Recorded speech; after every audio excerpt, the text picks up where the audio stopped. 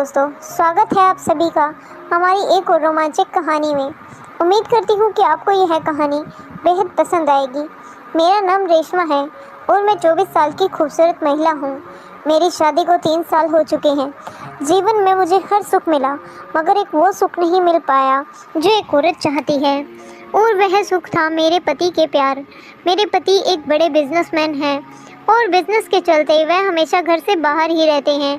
मेरे पास सुख, साधन, संपत्ति सब है, मगर जिस चीज़ को हमेशा मैं अपने साथ चाहती हूँ वह मेरे पास नहीं है, और वह है मेरा पति और उनका प्यार।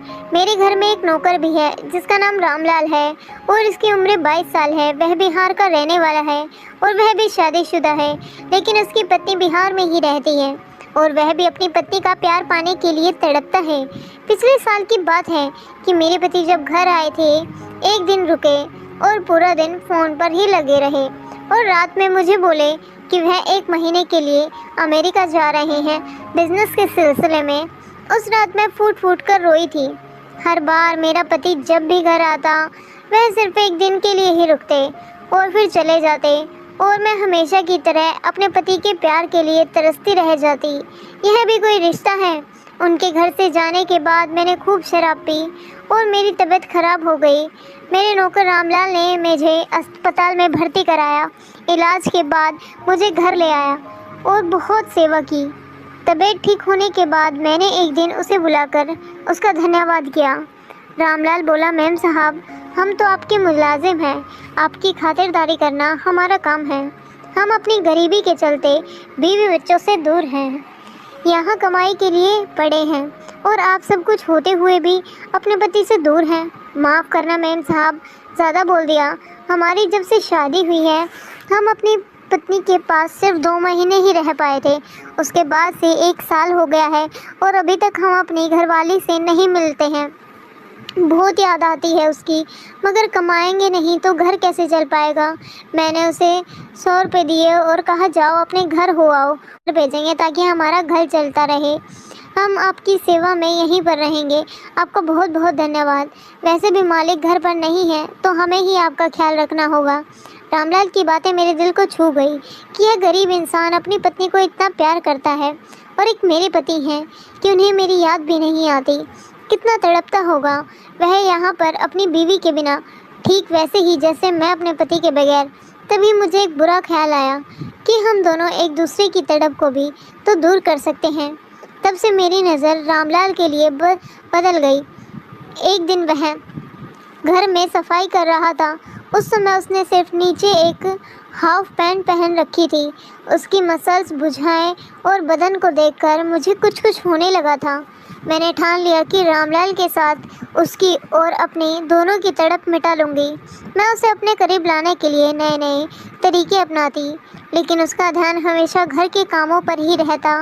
मैं जानबूझकर उसके सामने छोटे छोटे कपड़े पहनती ताकि उसका ध्यान भटके और वह मेरी तरफ आकर्षित हो, लेकिन वह तो हमेशा अपने कामों में ही बिजी रहता।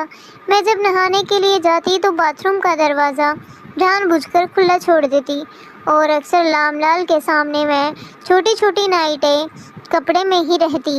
लेकिन मेरे सारे हाथ खंडे फेल हो चुके थे। मुझे लगा मुझे कोई और ट्रायल करना चाहिए जिससे कि रामलाल जल्दी बहक जाए।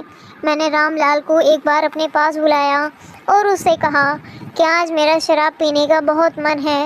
उसने कहा, मैम साहब, शराब सेहत के लिए अच्छी नहीं होती, और पिछली बार भी आपने इतनी शराब पी थी कि आपकी तबीयत ख़राब हो गई थी। मैंने कहा, तो फिर मैं क्या करूं? मुझे अपने पति की बहुत याद आ रही है और मैं पति का प्यार पाने के लिए तड़प रही हूं, और मेरा पति मेरी बेचैनी को नहीं समझता। वह खामोशी से सर झुकाए मेरी बातें सुनता रहा। मैंने 2 गिलासों में शराब डाली और 1 गिलास शराब का उठाकर मैंने रामलाल के हाथ में दे दिया। उसने कहा, मैम साहब, मैं शराब नहीं पीता और मेरी इतनी औकात भी नहीं है जो मैं इस तरह से शौक़ पालूं। मैं पूरी तरह से बेबस थी। आखिर करूं तो क्या करूं? फिर मेरे शैतानी दिमाग में एक प्लान आया। मैं समझ गई थी कि यह प्लान ज़रूर काम करेगा, क्योंकि मैं जानती थी कि मेरे पति को मुझसे ज़्यादा अपने बिजनेस की फ़िक्र है और मैं इस तरह की ज़िंदगी नहीं जीना चाहती थी। हर लड़की शादी के बाद यही चाहती है कि उसका पति उसके पास रहे, उससे प्यार करे, उसका ख्याल रखे। और शराब, शायद मेरी किस्मत में पति का प्यार नहीं था। उस रात रामलाल मेरे कमरे में आया और बोला, मेम साहब खाना लगा दें? तो मैंने कहा, मुझे अभी भूख नहीं है। फिर मैं बोली, रामलाल मेरा एक काम करोगे? तो रामलाल बोला, बिल्कुल करेंगे मेम साहब। मैंने कहा, रामलाल मेरी तबीयत ठीक नहीं है लग रही, थोड़ा सा तेल गरम करके लाओ और मेरे हाथ पैर दबा दो और मेरी मालिश भी कर देना। रामलाल बोला, ठीक है मेम साहब, हम तेल गरम करके लाते हैं। और उस समय मैंने गाउन पहनी हुई थी। मैं बिस्तर पर लेट गई। रामलाल 5 मिनट में तेल गरम करके कमरे में आ गया और वहीं खड़ा हो गया। मैंने अपना गाउन घुटनों तक उठा दिया और कहा कि रामलाल मेरे पैरों पर तेल लगाकर मालिश कर दो। तभी रामलाल जी मैडम साहब करके मेरे पैरों पर तेल की मालिश करने लगा। मैंने जानबूझकर अपना गाउन ऊपर उठा लिया ताकि रामलाल को अपने जलवे दिखा सकूं। रामलाल मेरे पैरों की मालिश करते हुए मेरी टांगों को घूर रहा था। रामलाल की उंगलियों की पकड़ पहले से भी ज़्यादा तेज हो गई थी। फिर मैं पलट गई और बोली, रामलाल मेरी पीठ की भी मालिश कर दो, बहुत ज़्यादा दर्द हो रहा है। वो थोड़ा हिचकिचाने लगा। उसने कहा, मैम साहब मैं नहीं कर सकता। मैंने कहा, रामलाल देखो, तुम्हें शर्माने की कोई ज़रूरत नहीं है। मैंने तुम्हें अपने काम पर रखा हुआ है और इस मालिश के पैसे मैं तुम्हें अलग से दूंगी ताकि तुम्हारा घर भी अच्छे से चल सके। मैंने उसे पैसों का लालच दिया। रामलाल ने मेरा गाउन पीठ से उठाकर पीठ की मालिश करना चालू कर दिया। मैंने दीवार पर लगे शीशे में देख लिया कि अब वो मेरे बदन को घूर रहा था। मैंने कहा, रामलाल मेरी पीठ पर अच्छे से मसाज करो। वह कांपते हुए हाथों से मेरी पीठ की मसाज कर रहा था। उसके हाथ बहुत ज़्यादा कांप रहे थे। थोड़ी देर बाद मैं पलट के सीधी हो गई और बोली, रामलाल अब मेरे पेट की मालिश कर दो। रामलाल बोला, मैम साहब ये क्या कह रही हैं? रामलाल बुरी तरह से काँप रहा था और हिचकिचाने मैंने उसे दोनों हाथ पकड़कर अपने पेट पर रख दिए और बोली, रामलाल डरो मत, मालिश करके देखो कैसा लगे हैं। बोलो अच्छा लग रहा है ना? रामलाल काँपते हुए कहने लगा, मैम साहब अगर मालिक को पता चल गया तो मेरी नौकरी चली जाएगी। मैं बहुत गरीब इंसान हूँ। मैं अपनी पत्नी को घर के खर्चे के लिए पैसे कहाँ से भेजूँगा? अगर मालिक ने मुझे नौकरी से निकाल दिया तो मैं बोली, रामलाल उसकी फ़िक्र तुम मत करो, जैसे मैं कहती हूँ वैसा करो।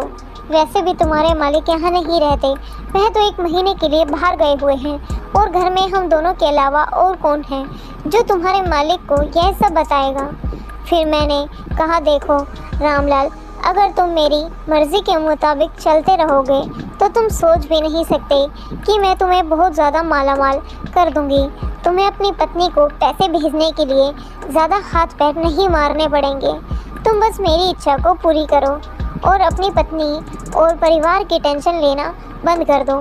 मैं हूँ ना तुम्हारे साथ, मैं सब ठीक कर दूँगी और तुम्हारे परिवार का सारा खर्चा मैं खुद उठाऊँगी। वह हिचक रहा था मगर मैं समझ चुकी थी कि रामलाल खुद पर काबू नहीं कर पा रहा है और वह जानबूझकर खुद को रोक रहा है। मैं जानती थी कि वह भी अपनी पत्नी का प्यार पाने के लिए बेचैन है। मैंने रामलाल से कहा, रामलाल मैं अपने पति का प्यार पाने के लिए बहुत बेचैन हूँ और तुम भी अपनी पत्नी का प्यार पाना चाहते हो, तो क्यों ना हम दोनों एक दूसरे को वह प्यार दें जिसके लिए हम दोनों तड़प रहे हैं।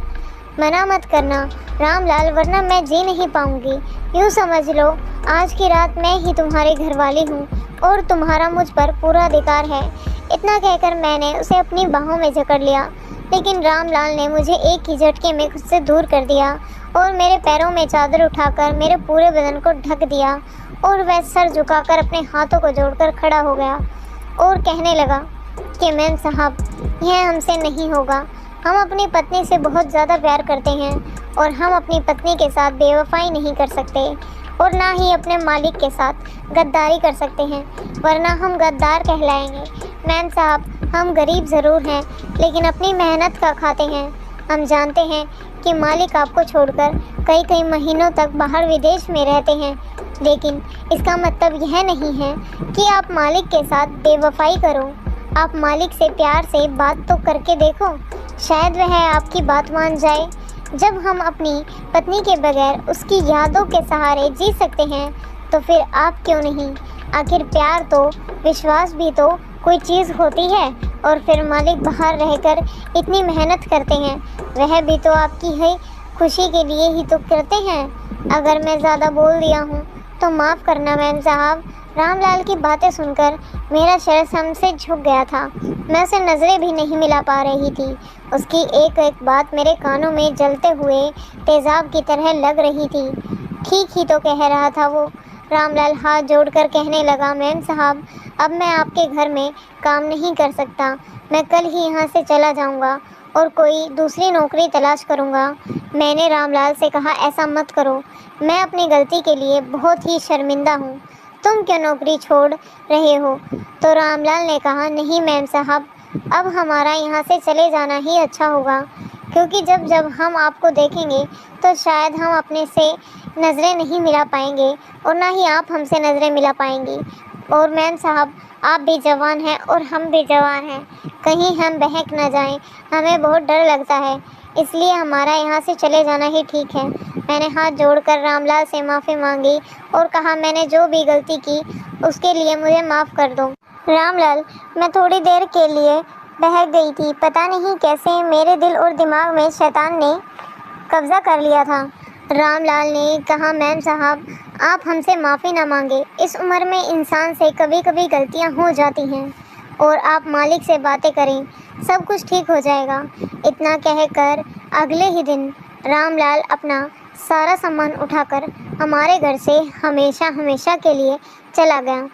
जाते जाते रामलाल ने मुझे माफ़ तो कर दिया था, लेकिन मेरी गलतियों की वजह से बेचारे गरीब रामलाल को इस नौकरी को छोड़ना पड़ा।